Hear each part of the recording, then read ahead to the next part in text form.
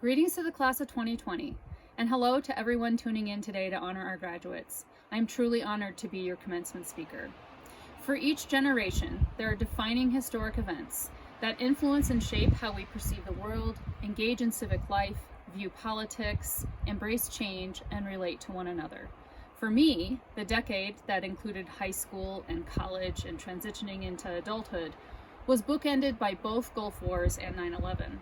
And for the class of 2020, the COVID-19 pandemic will most certainly be one of the events that changes the landscape of your lives. Our future as a nation and the future of people around the world is currently clouded in uncertainty. And at the same time, we have more information and misinformation than we know what to do with, literally right at our fingertips. Remember that time in chemistry class when I had you guys debating that dangerous chemical dihydrogen monoxide? I mean, there were websites and articles about it, so it had to have been true, right? Don't forget how angry some of you were when you found out that I had hoodwinked you, and in reality the chemical was just water. The truth is out there somewhere. There is no time like the present to use science or critical thinking and logic to look for solutions. And I've said this to you before, and I will remind you today. You are our emergent leaders. You will be the ones finding the answers, the ones using divergent thinking and innovation to solve problems that impact your families, our community, our nation, and the world. Perhaps the answers are in the lessons learned from the past, or in data from reliable peer-reviewed scientific research. I believe the answers are also found somewhere in the middle, where the news, the perspectives, and the policies from the left and the right meet.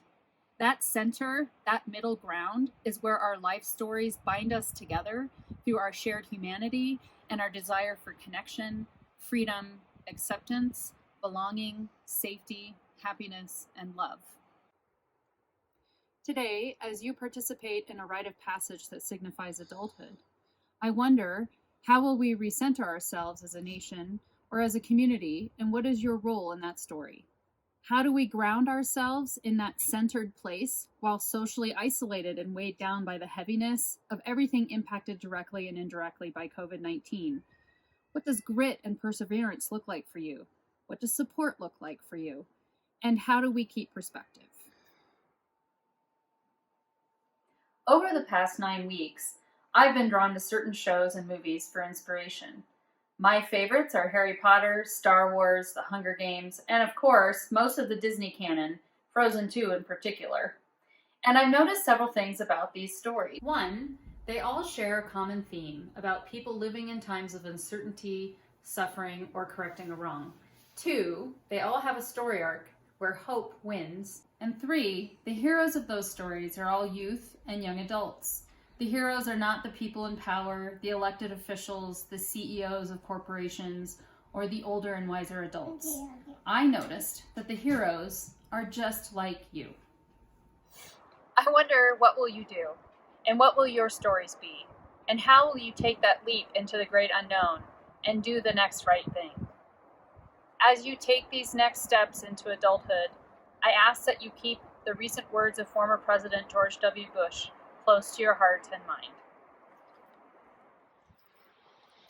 Let us remember that empathy and simple kindness are essential tools for national recovery.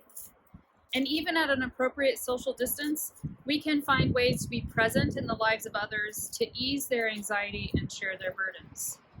And let us remember that the suffering we experience is not shared evenly among us. And let us remember how small our differences are in the face of this shared threat.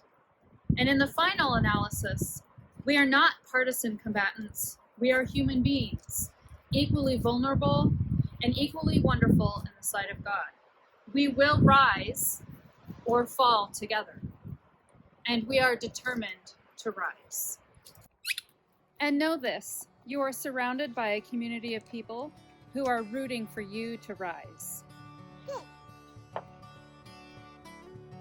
To the class of 2020, may the force be with you, and may the odds be ever in your favor, always.